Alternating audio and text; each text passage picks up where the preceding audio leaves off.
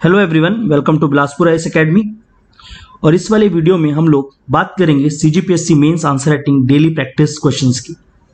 जैसे कि आप सभी को पता है, ये प्रोग्राम मैंने आज ही स्टार्ट किया है और इस प्रोग्राम का मेन एम जो होगा वो एम होगा कि हम लोग सबसे ज़्यादा यहाँ पर जो आने वाले मेंस का जो एग्जाम है उसके रिगार्डिंग कुछ क्वेश्चंस को समझें, साथ ही साथ आंसर राइटिंग के कुछ बेसिक्स चीज़ों को हम लोग जानें।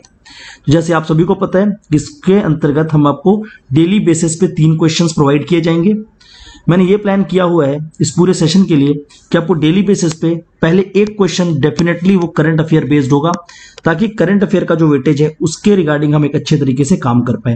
ये डेली 1-1 क्वेश्चंस के थ्रू ही मैं आपको सारे के सारे करंट अफेयर्स को प्रिपेयर करा दूंगा। नंबर 2, यहाँ पर कुछ सब्जेक्ट ओरिएंटेड टॉपिक होंगे, बट कहीं ना कहीं उसका भी करंट से एक एफिलिएशन होगा और एक बिल्कुल स्टैटिक सब्जेक्ट के साथ हम लोग चलेंगे, स्टैटिक सब्जेक्ट के क्वेश्चन के साथ, क्योंकि बहुत ज्यादा समय नहीं है और बहुत सारे क्वेश्चंस ले पाना मेरे लिए इस समय थोड़ा सा पॉसिबल नहीं है। इसलिए मैं ये कोशिश करूंगा कि कम क्वेश्चन से ही पर आपको एक क्वालिटी आंसर राइटिंग सिखा कर जाऊं। ठीक है, तो सबसे पहली बात, कुछ बेसिक्स के बारे में बात करेंगे अबाउट आंसर राइटिंग। ठीक है, तो प्लीज आप लोग इन बातों को ध्यान रखेंगे और आंसर राइटिंग के ये जो बेसिक्स मैं आपको बता रहा हूं, इन बेसिक्स के ऊपर सबसे ज्यादा काम करेंगे। सबसे पहली बात, अगर कोई भी क्वेश्चंस आपके सामने आते हैं तो क्वेश्चन का सबसे पहला चीज होता है उसका डिमांड। क्या होता है? डिमांड। तो क्वेश्चन के डिमांड को अच्छे समझना। डिमांड का मतलब होता है कि क्वेश्चन में पूछा क्या गया है।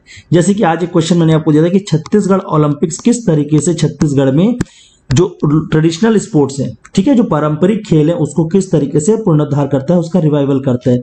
अगर हम इस क्वेश्चन की बात करें तो इस क्वेश्चन की डिमांड कहीं पर भी ये नहीं थी कि आप छत्तीसगढ़ ओलंपिक्स की पूरे के पूरे प्रावधान को लिखें। यहां पर केवल ये बताना था कि प्रश्न का जो डिमांड था वो केवल ये था कि किस तरीके से खेलों को वो एक बार फिर से पुनरुद्धार कर पाएगा। तो ऐसे प्रश्नों को समझना जरूरी है कि प्रश्न क्या पूछता है, बजाय कुछ भी लिखने से। दूसरी बात, डिमांड के साथ साथ होता है कीवर्ड्स। ठीक है, कोई भी मॉडल आंसर हो उसमें सबसे इंपॉर्टेंट चीज होती है कीवर्ड्स। तो जब आपको मैं यहां से आंसर्स रिव्यू करके दे रहा हूं, जब आपको ऑलरेडी आंसर्स रिव्यू करके कॉपी भेजे जा चुके हैं कुछ लोगों को और कुछ को अभी दिया जा रहा है, तो सबसे पहले आपको देखना होगा कि जब मैं यहां से आपको एक मॉडल आंसर प्रेजेंट कर रहा हूं तो उसमें लिखे हुए कीवर्ड से आप कितने क्लोज थे, क्योंकि जब कॉपी चेकिंग होगी तो इस मॉडल आंसर से आप जितने क्लोज होंगे उसी के बेसिस पे आपको मार्क्स मिलेगा, चाहे वो मेरे तरीके से मिले या आप जाकर जब पीएससी का एग्जाम देंगे तो पीएससी के एग्जामिनर जब उस कॉपी को चेक करें, उनके पास डेफिनेटली एक मॉडल आंसर होता है, उसी के आधार पे कॉपी जांची जाती है।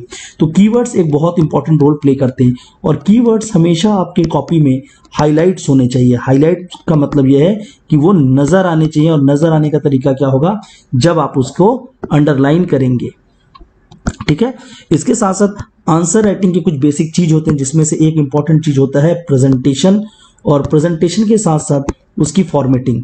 जो प्रेजेंटेशन एंड फॉर्मेटिंग दो अलग अलग शब्द हैं, कई लोग इसको एक ही समझते हैं। प्रेजेंटेशन मतलब होता है कि कैसा आपका आंसर, सपोज करिए मैंने यहाँ पर आंसर लिखा तो उसका एक फाइनल अपीयरेंस कैसा होगा। ठीक है, उस आंसर का एक फाइनल अपीयरेंस कैसा होगा, उसको बोलते हैं प्रेजेंटेशन। और फॉर्मेटिंग होता है कि उसके सब हेड्स को या उसकी में जो भी मैंने डायग्राम बनाया उसको मैंने कितने प्रॉपरली और किस तरीके से बनाने का प्रयास किया है। ठीक है, तो प्रेजेंटेशन एंड फॉर्मेटिंग। और सबसे इंपॉर्टेंट एक और एस्पेक्ट है जिसको बोलते हैं कंटेंट। कोई भी आंसर कंटेंट लेस होगा तो उसमें मार्क्स कभी नहीं मिलेंगे। और कंटेंट पे जब आंसर राइटिंग की बात करें तो 2 चीजें आती हैं, एक आता है फैक्ट्स और दूसरा आता है कॉन्सेप्ट। तो फैक्ट और कॉन्सेप्ट दोनों का मिश्रण होना चाहिए आपके आंसर में, ना केवल फैक्ट और ना केवल कॉन्सेप्ट से काम नहीं होगा। तो दोनों को मिश्रित करके लिखना है और दोनों को कुछ इस तरीके से लिखना है कि कुछ भी ना छूटे। और पहली बात, आपका आंसर हमेशा स्पेसिफिक होना चाहिए, ना कि वो एक जेनेरिक आंसर होना चाहिए। ठीक है, स्पेसिफिक और जेनेरिक का यहां पर अर्थ यह है कि आप जब किसी भी शब्द को रखेंगे तो उसको आप प्रमाणीकरण देंगे। जब आप कोई भी कॉन्सेप्ट बोलते हैं तो उसको प्रमाणित करिए किसी उदाहरण से, किसी केस स्टडी से, ना कि केवल उसको लिखकर छोड़ दिया। जैसे कि आप लोग क्या करते हैं, कभी कभी सपोज करते हैं कि हमने आपको बोला कि आज आपने क्या खाया था, तो आप अगर उसमें बोलते हैं आज मैंने खाना खाया था, तो ये क्या हो गया, बहुत बेसिक और स्पेसिफिक चीज हो गई कि मैंने आज खाना खाया था। पर आप यही बोलते हैं कि आज मैंने खाने में ये वाली पर्टिकुलर सब्जी खाई थी और इस तरीके से मैंने ये पर्टिकुलर दाल खाया। तो अगर ये पॉइंट्स को आप इंक्लूड करते कि कौन सी दाल कौन सी सब्जी, तो वो एक एग्जांपल होता है और वो उस चीजों को प्रमाणित करता है कि आज आपने डेफिनेटली खाना खाया है। ठीक है, तो प्लीज इस चीजों को समझना। अभी ये थोड़ी सी बेतुके बातें लग सकती हैं, लेकिन ये बेतुके नहीं है। जैसे ही मैं आंसर्स पे आऊंगा आपको ये चीजें ही सबसे अच्छे से समझ आएगी। अगर आप कुछ भी नहीं, एक बेसिक लेवल पे डिमांड, कीवर्ड्स, प्रेजेंटेशन, फॉर्मेटिंग और कंटेंट, इन चारों पांचों चीजों पे काम कर पाते हैं तो आप एक आंसर राइटिंग को बहुत अच्छे तरीके से कर पाएंगे।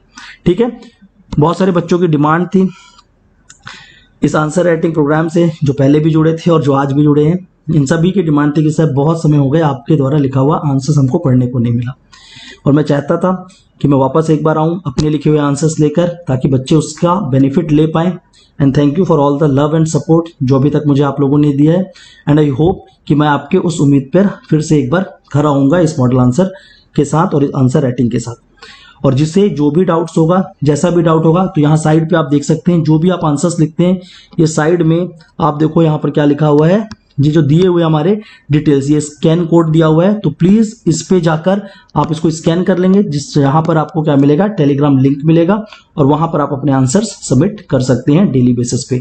तो अब आगे बढ़ते हैं और आज के वो 3 क्वेश्चंस जो आज दिए गए थे और उसके संभावित जो आंसर्स हैं, जो मॉडल आंसर्स हैं, उसके ऊपर हम बात करते हैं। ठीक है, तो सबसे पहले उन क्वेश्चंस को रीड करते हैं कि वो 3 क्वेश्चन जो आज थे वो 3 क्वेश्चन क्या थे, और ये क्वेश्चन क्यों इस साल एग्जाम के लिए इंपॉर्टेंट हो सकते हैं या एग्जाम के लिए इंपॉर्टेंट होंगे। तो पहला क्वेश्चन था, छत्तीसगढ़ में पारंपरिक खेलों के पुनरुद्धार के लिए छत्तीसगढ़ ओलंपिक के बारे में विस्तार में चर्चा करें।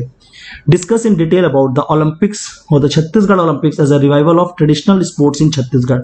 आप सभी को पता है कि छत्तीसगढ़ सरकार ने गत वर्ष ओलंपिक्स का आयोजन किया, और उस ओलंपिक्स के साथ साथ छत्तीसगढ़ में कहीं ना कहीं खेल को एक नई पहचान देने का प्रयास किया गया है। इसलिए ये करंट अफेयर बेस्ड क्वेश्चन है जो कि आपको काफी इंपॉर्टेंट होगा। इसको पूछे जाने का एरिया हो सकता है, एक तो आपका ऐसे में भी ये क्वेश्चन आ सकता है, ठीक है, और ऐसे के साथ साथ पेपर 7 पार्ट 2 जहां पर हमारा क्या है, स्पोर्ट्स डायरेक्टली मेंशन किया गया है। हो सकता है कि इसको पेपर 6 पार्ट 3 का भी हिस्सा बनाया जा सकता है, क्योंकि कल्चर से भी ये टॉपिक कहीं ना कहीं डायरेक्टली लिंक। ठीक है, दूसरा प्रश्न है, अचानक मार्ग अमरकंटक बायोस्फीयर रिजर्व पर प्रकाश डाले। थ्रो लाइट्स अपॉन द अचानक मार्ग अमरकंटक बायोस्फीयर रिजर्व। एक तो पहली बात ये आपका एक स्टैटिक टॉपिक है, अमरकंटक अचानक मार्ग एक स्टैटिक टॉपिक है, पर स्टैटिक टॉपिक के होने के साथ साथ आज ये करंट अफेयर पे बना हुआ है। क्यों करंट अफेयर में बना हुआ है? क्योंकि 2 दिन पहले ही अगर देखोगे, 2 से 3 दिन का बात हो रहा है, पहले अगर देखेंगे तो सूरजपुर के रीजन से एक टाइगर को यहां पर लाया गया और उसको इस अचानक मार्ग बायोस्फीयर रिजर्व पे छोड़ा गया था। वो टाइगर सूरजपुर में काफी ज्यादा लोगों को नुकसान पहुंचा चुका था। तो अल्टीमेटली ये क्वेश्चन ये भी उठता है यहाँ पर कि सूरजपुर से उस टाइगर को लाकर अगर हम अचानक मार्ग में लाते हैं तो क्या अचानक मार्ग को इससे खतरा नहीं होगा? ठीक है, तो ये सब कुछ बातें हैं जो करंट अफेयर्स के रिगार्डिंग आपको पढ़नी चाहिए, बट हाँ, उससे जो एक स्टैटिक बेसिक बन सकता है वो मैंने क्वेश्चन किया है। और ये सबसे स्टैटिक और सबसे पहला, क्योंकि पहला दिन था, और पहले दिन अगर छत्तीसगढ़ की पहचान उसके धान की बात ना की जाए तो मुझे लगता है कहीं ना कहीं चीजें अधूरी रह जाती हैं। प्लस आपको पता है पैडी का इंपॉर्टेंस, जब सरकार ही बदल जाती है धान के चक्कर में, तो पहला क्वेश्चन तो धान पे बनता था। और उसी आधार पे मैंने आपको एक प्रश्न दिया, छत्तीसगढ़ को धान का कटोरा के रूप में समझाइए। Explain the Chhattisgarh as a bowl of paddy. ठीक है, तो ये 3 क्वेश्चन और तीनों के संभावित उत्तरों को हम एक बार विस्तृत में जानते हैं। तो सबसे पहला क्वेश्चन देखिए, मैं आपको हिंदी और इंग्लिश दोनों पे ही इस आंसर्स को यहां पर फ्रेम करके मैंने दिया हुआ है, तो आप दोनों को ही अच्छे से पढ़ सकते हैं और इस आंसर्स को समझ सकते हैं। देखिए, ये आंसर आपको एक अच्छे रूप में प्रेजेंट किया गया है ताकि आप इसको देखकर अपने वर्ड लिमिट, देखिए यहाँ पर कुछ चीजें इंपॉर्टेंट है। पहला होता है वर्ड लिमिट। ठीक है, पहला क्वेश्चन 15 मार्क्स का था, जिसके लिए इतने ही कुछ वर्ड लिमिट्स, तो वर्ड लिमिट्स के अंदर रखते हुए मैंने इस आंसर को प्रेजेंट करने का यहाँ पर प्रयास किया हुआ है। ठीक है, पहले इंग्लिश में मैं आपको थोड़ा सा डील करता हूं, फिर हिंदी पे ही जाकर बात करेंगे, पर इस क्वेश्चन की पूरी ओवरऑल चीज को समझते हैं। देखिए, छत्तीसगढ़ ओलंपिक्स का एक बेसिक डिटेल आपको यहाँ पर दिया गया है, क्योंकि क्वेश्चन छत्तीसगढ़ ओलंपिक्स पे डायरेक्टली नहीं था, यह था कि वो किस तरीके से खेलों को पुनर्जागृत करता है। तो मैंने क्या किया, छत्तीसगढ़ ओलंपिक्स का एक बेसिक डिटेल यहाँ पर मेंशन किया ताकि हमको वो चीजें पता चले कि एक्चुअल में इसके अंदर क्या हो रहा है। पर क्वेश्चन का जो आंसर है वो क्या बोलता है, पहले इंग्लिश में देखते हैं। In our state the various traditional sports are played, however in the recent time those sport lost their importance. देखिए, क्योंकि यहाँ था कि क्वेश्चन ये पूछा गया था कि कैसे रिवाइवल करता है, तो पहले आपको ये बताना पड़ेगा कि एक्चुअल में खेलों के साथ हुआ क्या। तो हमने यहाँ पर डायरेक्टली मेंशन किया हुआ है लॉस्ट देयर इंपॉर्टेंस, कि वो समय के साथ क्या हो रहे हैं, and are on the verge of extinction. तो ये खेल जो है वो अपने महत्व को खो चुके हैं और ये धीरे धीरे क्या हो रहे हैं, विलुप्ति के कगार पे हैं।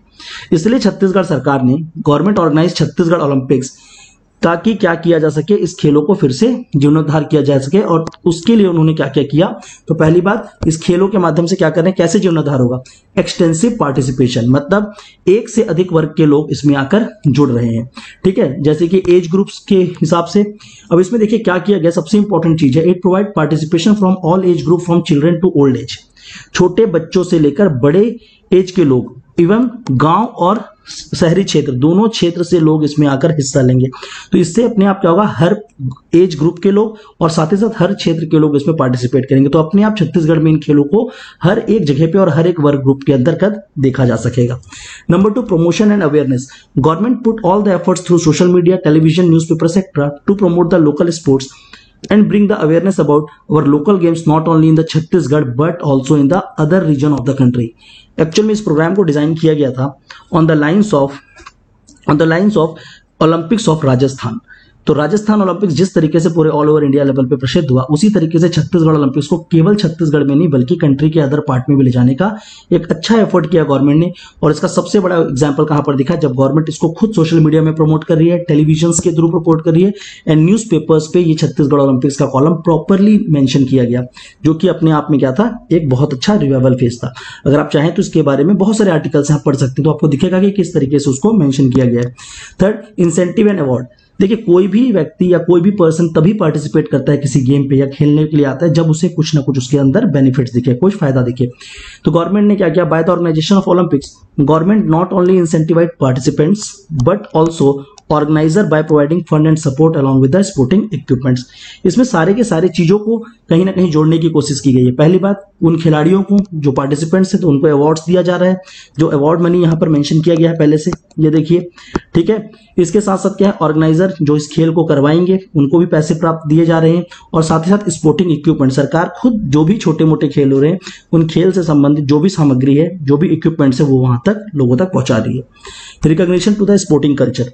The recent concluded Olympics provide the recognition to the local games and drive people towards the game and ensure sporting culture in our state। ठीक है, तो ये क्या कर रहा है, जो स्पोर्टिंग कल्चर है छत्तीसगढ़ में उसको कहीं ना कहीं रिकॉग्निशन दे रहा है और उसको बढ़ावा दे रहा है, जिससे लोग खेलों की ओर वापस आएंगे। और एक सबसे इंपॉर्टेंट चीज है कि खेलों का संरक्षण किया जा रहा है। जितने भी हमारे छत्तीसगढ़ के इंपॉर्टेंट लोकल गेम्स थे उनको फिर से कंजर्व करने का प्रयास किया गया है। कंजर्वेशन कैसे किया जा रहा है, क्योंकि इसमें सबसे इंपॉर्टेंट चीज है कंजर्वेशन के लिए ओल्ड एज ग्रुप। आज छत्तीसगढ़ के ट्रेडिशनल गेम को जानने वाले ओल्ड एज पीपल हैं और उनको इस गेम का पार्टिसिपेशन बनाया गया है ताकि उनके थ्रू ये गेम फिर से रिवाइव हो पाए। इसके बाद ऐसे लोग जो इन खेलों से संबंधित जो इक्विपमेंट्स थे, ठीक है, जैसे गिल्ली है, डंडा है, तो ऐसे जितने लोग भी ये सब चीजों को बनाते थे उनको फिर वापस से एक मौका दिया जा रहा है कि आप इन सारे अपने जो भी आपका काम था उस काम से जुड़े और ताकि उनका भी इससे संबंध जो था वो वापस बना रहे। ठीक है, तो इस पूरे रूप में छत्तीसगढ़ ओलंपिक्स कहीं ना कहीं छत्तीसगढ़ में क्या कर रहा है, खेलों को विकसित कर रहा है। आपसे कहीं पर भी छत्तीसगढ़ ओलंपिक्स सीधा नहीं पूछा गया था, इसीलिए उसको एक साइड में मेंशन करिए और साथ में उससे क्या आपको एक एडवांटेज मिल रहा है उस एडवांटेज को यहाँ पर डालना है। और लास्ट में मैंने एक लाइन पे कंक्लूड किया है, the Olympics need to be organised every year. इसे हर साल होना चाहिए with the involvement of all the stakeholder. Stakeholder मतलब यहाँ पर सरकार, पार्टिसिपेंट जितने भी लोग हैं सबके सब इस पे आए ताकि इस खेलों को हम तो फिर से पुनर्जागृत कर पाए। हिंदी में इसी आंसर को आप लोग देखेंगे, तो हिंदी में इस आंसर्स को हम देखते हैं यहाँ पर किस तरीके से लिखा गया है। मैं इसको एक बार अच्छे से पढ़ता हूं आपके लिए। हमारे राज्य में विभिन्न पारंपरिक खेल खेले जाते हैं, हालांकि हाल के दिनों में इन खेलों का महत्व कम हुआ है, ये बताना जरूरी है, तभी तो उसका पुनरुद्धार करेंगे, और वे विलुप्ति के कगार पर हैं। छत्तीसगढ़ सरकार ने ओलंपिक खेलों के आयोजन चित्र क्रमांक 3, देखिए इसका नाम ये क्या है, इसका है ये चित्र क्रमांक 3, ठीक है, इसको यहाँ मेंशन नहीं किया गया बट ये चित्र क्रमांक 3 है, तो उसमें ये चीजें क्या है प्रॉपरली मेंशन है। तो हमने यहीं पर बोल दिया कि चित्र को आप देखिए और हमने ओलंपिक्स के बारे में डिटेल कर दिया है। इनके पुनरुद्धार के निम्नलिखित रूपों से सुनिश्चित करने का प्रयास किया गया है। पहला क्या आपका व्यापक भागीदारी, कि हर एक वर्ग को इसका भागीदार बनाया गया। यह छत्तीसगढ़ के ग्रामीण और शहरी क्षेत्र के बच्चों से लेकर वृद्ध तक सभी आयु समूह को भागीदारी प्रदान करता है। प्रोत्साहन एवं जागरूकता, सरकार ने स्थानीय खेलों को बढ़ावा देने तथा उसकी, तो पहली बात तो बढ़ावा देने एवं उसकी प्रति जागरूकता लाने के लिए सोशल मीडिया, टेलीविजन, समाचार पत्र इत्यादि के माध्यम से प्रयास किए हैं। हमारे स्थानीय खेल न केवल छत्तीसगढ़ बल्कि देश के अन्य क्षेत्रों में भी प्रोत्साहित किए जा रहे हैं। प्रोत्साहन एवं पुरस्कार, जैसे कि मैंने आपको पहले इंग्लिश में बताया इसी चीज को, इस ओलंपिक खेल के आयोजन द्वारा सरकार न केवल प्रतिभागियों को प्रोत्साहन देती है बल्कि आयोजकों को खेल सामग्री के साथ साथ कोष और सहायता भी प्रदान करती है। ठीक है, तो सब खेल सामग्री इंपॉर्टेंट और साथ साथ कोष और सहायता, पैसा बिना ये कोई भी खेल खेला नहीं जा सकता। ठीक है, खेल एवं संस्कृति को मान्यता, छत्तीसगढ़ में खेल और संस्कृति को जो मान्यता नहीं है वो मान्यता दिलाने का एक प्रयास है, ये बहुत अच्छा। हाल ही में संपन्न हुए ओलंपिक खेल स्थानीय खेलों को मान्यता प्रदान करते हैं और ये लोगों को इस खेल की ओर आकर्षित आकर्षित कर रहे हैं और हमारे राज्य में खेल संस्कृति के विकास को सुनिश्चित करते हैं। देखिए यहाँ पर बहुत कसावट से बड़ा हुआ शब्दावली का प्रयोग किया गया है। इंग्लिश में भी मैंने उतना ही अच्छे से शब्दावली का जो वर्ड्स है उसको यूज किया, उतना ही अच्छा हिंदी में भी कोशिश किया है, क्योंकि आंसर आप एकदम से टूटे फूटे शब्दों में लिखेंगे तो पढ़ने में भी अच्छा नहीं होगा और अब क्या होगा, आपको बहुत ज्यादा शब्द सीमाओं को आप पार कर जाएंगे। वर्ड लिमिट्स में लिखना है तो अच्छे शब्द और अच्छे सेंटेंस आपको फॉर्म करने ही पड़ेंगे, जिसका ये एक एग्जाम्पल है। ठीक है, तो आप इसी तरीके से अपने आंसर्स को फ्रेम कर सकते हैं। इसके बाद बात करते हैं संरक्षण। इस ओलंपिक में विभिन्न परंपरागत खेलों के संरक्षण, वृद्धजन, इन खेलों को जानने वाले उनको डाला गया, को इस खेल में सम्मिलित किया गया है। यह उन लोगों के लिए भी अवसर प्रदान करता है जो खेल से संबंधित उपकरण बनाते हैं और ऐसे खिलाड़ी जो इन खेलों को खेलते हैं लेकिन उनकी कोई पहचान नहीं मिली है। अब इस खेल को खेलने वाले, कोई फुगड़ी खेल रहा है लेकिन उसकी कोई पहचान नहीं है, तो ऐसे लोगों को भी थोड़ा बहुत कोई जाने। हर साल ऐसा गेम होगा, हर साल कोई जानेगा कि हाँ एक आदमी है जो आके फुगड़ी जीतता है या भौरा जीतता है, तो कहीं ना कहीं थोड़ा सा उनके अंदर भी क्या आएगा कि हम भी जो खेल खेलते हैं उसके प्रति उनकी भी क्या होगी, एक चाहत और बनी होगी। तो ऐसे चीजों को ये प्रोत्साहित करने पर मददगार होता है और खेल संस्कृति को खासकर। अतः हमारे स्थानीय खेल को पुनर्जीवित करने हेतु प्रत्येक वर्ष ओलंपिक खेलों का आयोजन सभी हितधारकों की पूरी भागीदारी के साथ आयोजित करना आवश्यक है।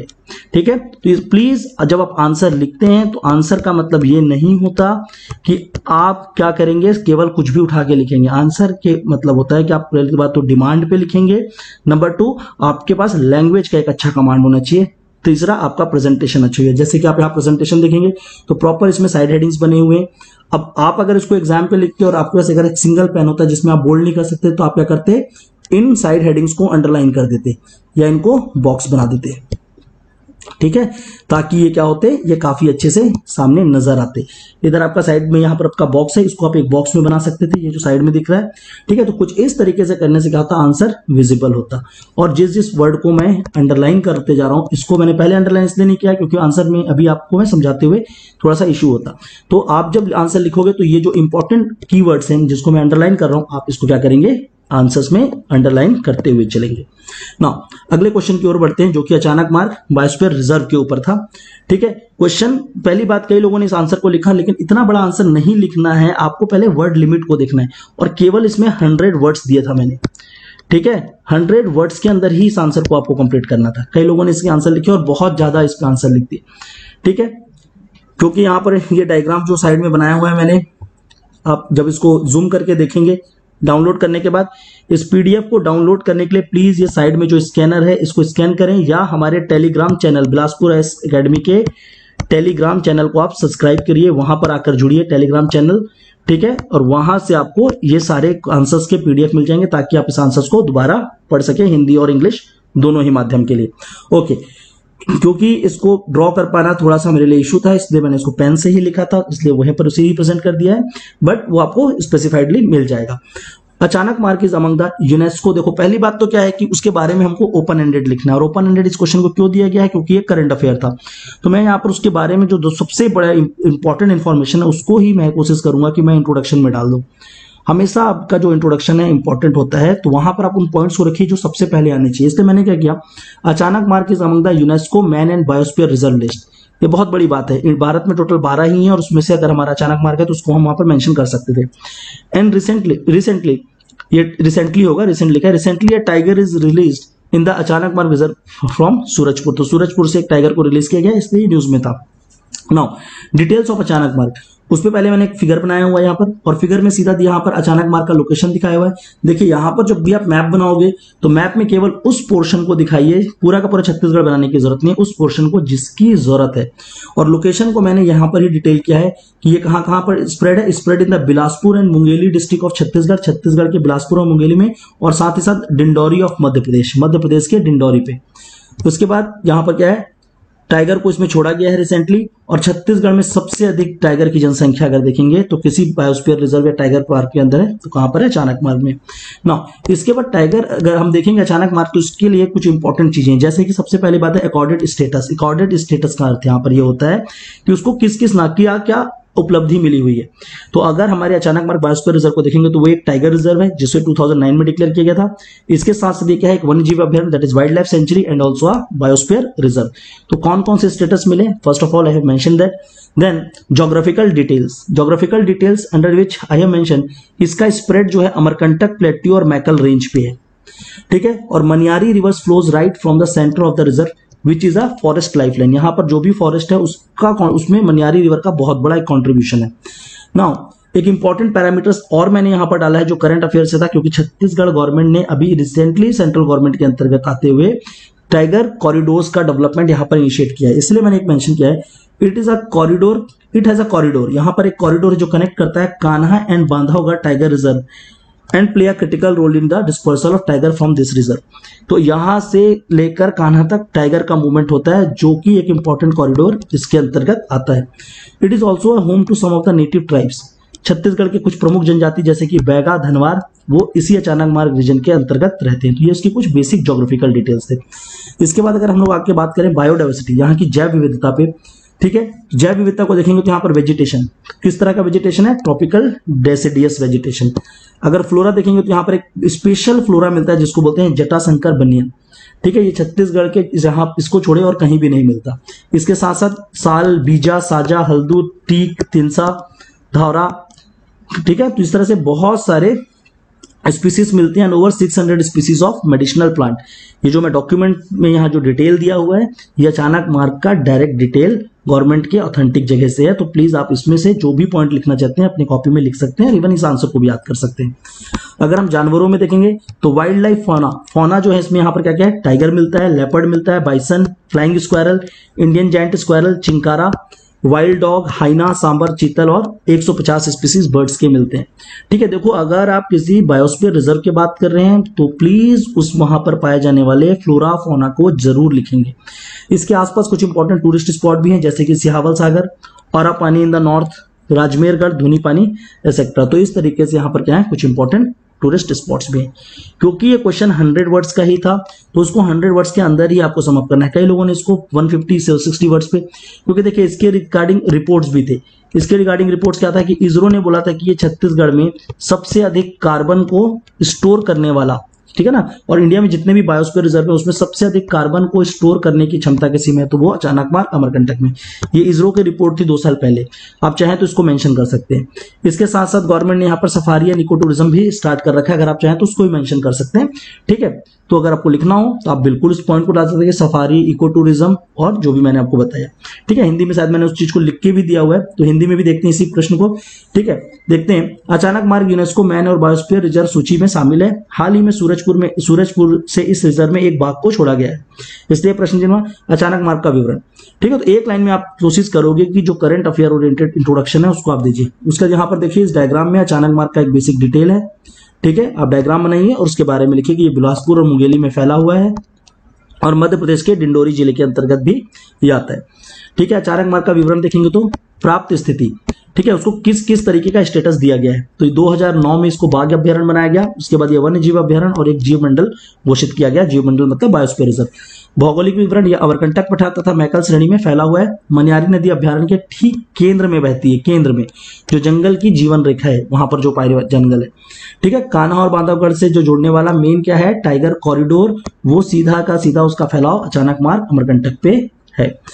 यह मूल जनजातियों का घर भी है जैसे कि बैगा और धनवार। तो छत्तीसगढ़ में जो जनजाति है बैगा, धनवार, ये सारे के सारे यहाँ पर क्या होते हैं, रहते हैं, तो इसलिए उनके लिए भी फेमस है। जैव विविधता के दृष्टिकोण से देखेंगे तो वनस्पति उष्णकटिबंधीय पर्णपाती वनों का यहाँ पर क्या मिलता है, सबसे अधिक यही वन मिलते हैं, उष्णकटिबंधीय पर्णपाती वन। वनस्पतियों में जटाशंकर बरगद, ये बरगद की एक विशेष प्रजाति है जो केवल और केवल अमरकंटक अचानक मार्ग में मिलती है, प्लीज ध्यान रखेंगे। इसके साथ साथ साल, बीजा, साजा, हल्दू, सागौन, तिनसा, धारवा इत्यादि यहाँ पर मिलते हैं। साथ ही साथ यहाँ औषधि पौधों में 600 से अधिक प्रजातियां मिलती हैं, ठीक है। अगर आपको नाम लिखना होगा तो आप लिख सकते हैं स्पर्शगंधा, सफेद मुसली, ठीक है ना, सफेद मुसली। तो ऐसे कुछ अलग से क्या मिलते हैं, यहाँ पर चीजें भी मिलती है, स्पर्शगंधा, सफेद मुसली, इन सबको आप चाहो तो लिख सकते हैं, ठीक है। जीव यहाँ पर कौन कौन से मिलते हैं, जंगली जीवों में बाघ, तेंदुआ, बाइसन और अनेक जीव मिलते हैं। साथ ही साथ यहाँ पर 150 से अधिक प्रजाति पक्षियों के भी मिलते हैं, ठीक है। पर्यटन स्थल सिहावल सागर, औरापानी, उत्तर में राजमेरगढ़, धुनीपादी इत्यादि। इसके साथ और भी स्थल है, आप चाहो तो उसके बारे में मेंशन कर सकते हो। लास्ट में मैंने एक लाइन लिखा है, ये उसका कंक्लूजन लाइन है। सरकार ने सफारी एवं वन संरक्षण को बढ़ावा देने के लिए इको टूरिज्म जोन विकसित करने का प्रस्ताव दिया है। ठीक है, तो अभी यहाँ पर क्या हो रहा है, जो सफारी तो ऑलरेडी स्टार्ट भी हो चुका है, वन संरक्षण को बढ़ावा देने के लिए इस जोन को क्या बनाया जाएगा, इको टूरिज्म जोन में भी जोड़ा जाएगा, जो कि सरकार की एक प्रोजेक्ट है। ठीक है, तो प्लीज इसको थोड़ा सा आप लोग ध्यान रखेंगे। आगे बढ़ते हैं नेक्स्ट क्वेश्चन की ओर, जो हमारा आज के डेट का लास्ट क्वेश्चन है, तीसरा क्वेश्चन। इसमें पूछा गया था कि छत्तीसगढ़ को धान का कटोरा बॉल ऑफ पैडी क्यों कहा जाता है। तो देखो, बॉल ऑफ पैडी कहने का केवल दो ही रीजन है। पहला कि उसकी बनावट, ठीक है, जो धरातली बनावट है, जिसको हम बोलते हैं इंग्लिश में ओरिएंटेशन, और दूसरा होता है वहां पर अधिक धान का पैदा होना, तो प्रोडक्शन। तो सिंपल सा क्वेश्चन था, इसमें आपको ज्यादा इधर उधर कुछ करना नहीं था। कई लोगों को देखा मैंने और बहुत ज्यादा इधर उधर गए, और इस क्वेश्चन के भी वर्ड लिमिट्स मैंने आपको बहुत कम दिए थे, 100 वर्ड्स ही दिया हुआ था।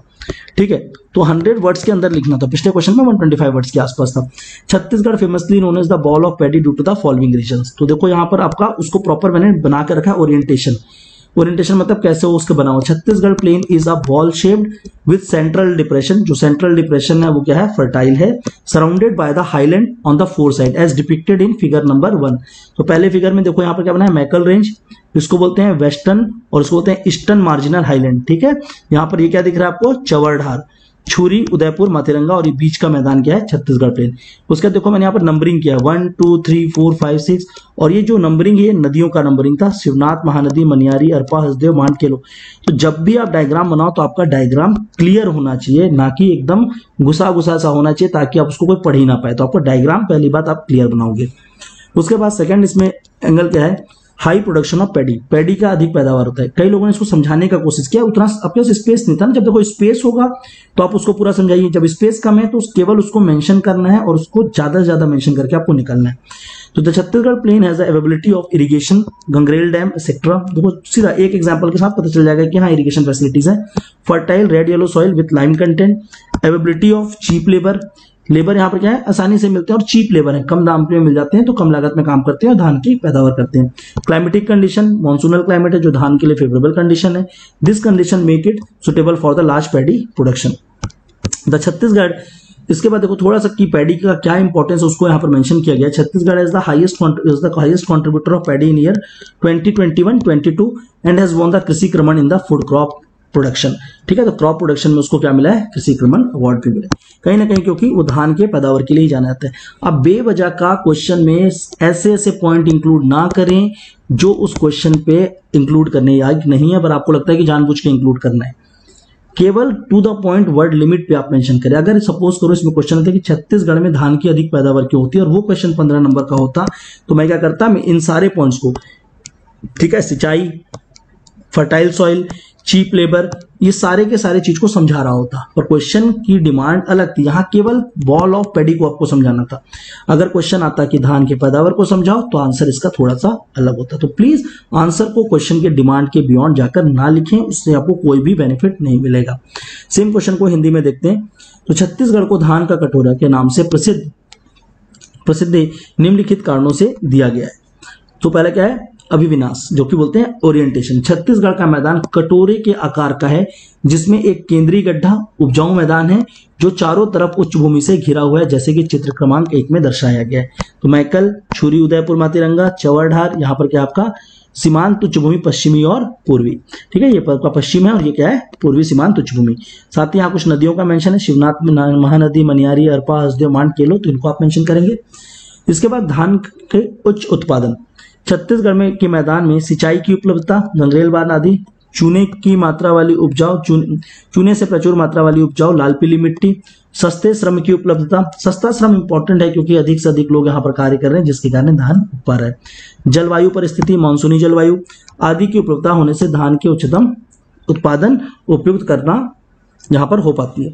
छत्तीसगढ़ को वर्ष 2020-21-22 में धान नहीं होगा, यहाँ पर खाद्यान्न के सर्वाधिक योगदान वाले राज्य है, और खाद्य फसल उत्पादन में कृषि क्रमण, अच्छा धान का सर्वाधिक योगदान छत्तीसगढ़ ने किया, और खाद्य फसल उत्पादन में कृषि क्रमण से सम्मानित किया गया है, जाता है नहीं, यहाँ पर होगा किया गया है। ठीक है, तो प्लीज इस आंसर्स पे देखो आपका ये जो 2 पॉइंट है, अभिविन्यास ओरिएंटेशन और धान की उच्च उत्पादन, ये दोनों ही क्या है, इसके कारण है। तो इन दोनों कारण को मेंशन करते हुए जो मैंने यहाँ पर अंडरलाइन किया उस कीवर्ड्स को आप अंडरलाइन करेंगे, ठीक है। और ये सारे पॉइंट्स ही क्या करेंगे, आपको एक अच्छा स्कोर की ओर लेकर जाएंगे, ठीक है। तो कल हम लोग डे 2 पे बचे हुए क्वेश्चन करेंगे, डे 2 पे, ठीक है। जो आगे बढ़ेंगे, क्वेश्चन का फॉर्मेट क्या होगा आपको मैं अभी से बता दूं। पहली बात तो एक क्वेश्चन आपका डायरेक्टली करंट अफेयर को डील कर रहा होगा ताकि आपके करंट अफेयर का प्रिपरेशन हम कर पाए। दूसरा क्वेश्चन जो अभी वर्तमान में चल रहा है वो आपकी ज्योग्राफी और अप्लाइड बिहेवियर साइंस के आसपास का प्रश्न होगा। इस हफ्ते के बाद जब हम लोग आगे बढ़ेंगे तो मैं हिस्ट्री और इकोनॉमिक्स के क्वेश्चन आपको करा रहा हूँ, ठीक है। और तीसरा क्वेश्चन जो होगा वो भी आपके स्टैटिक नॉलेज का सब्जेक्ट के किसी भी पोर्शन से हो सकता है, ठीक है। कई लोगों का कहना था कि सर रैंडम हो रहा है, तो हाँ बिल्कुल, ये टॉपिक जो होंगे ये रैंडम होंगे। रैंडम मैंने इसलिए चुना है और लगातार सब्जेक्ट वाइज नहीं जा रहा हूं क्योंकि हमारे पास डे कम है।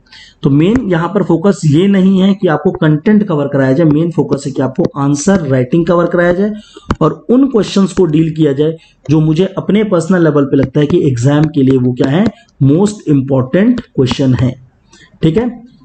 और आपको ये बात जानकर भी अच्छा लगेगा कि वर्ष 2019 से लेकर 2023 पिछले 4 सालों से बिलासपुर आईएएस एकेडमी की तरफ से हर साल आंसर राइटिंग प्रोग्राम कराया जाता है, ठीक है। और ये आंसर राइटिंग प्रोग्राम को स्टार्ट करने वाले भी छत्तीसगढ़ में, अगर पूरे छत्तीसगढ़ में अगर देखें एक प्रोग्राम के रूप में आंसर राइटिंग को स्टार्ट करने वाला भी संस्था कौन था, बिलासपुर आईएएस एकेडमी ही था।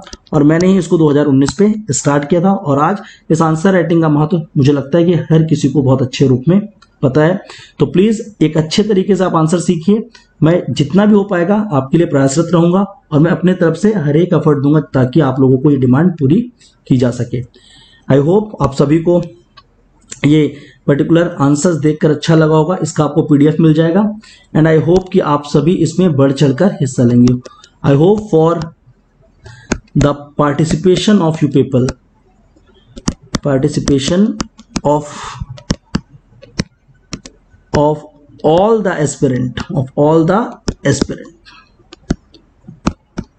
who are appearing for CGPSC mains, not only this year but in any of the future years। कभी भी आप पार्टिसिपेट कर रहे हैं आप इसमें जुड़िए, आपको बेनिफिट मिलेगा। And on this line I will say thank you everyone.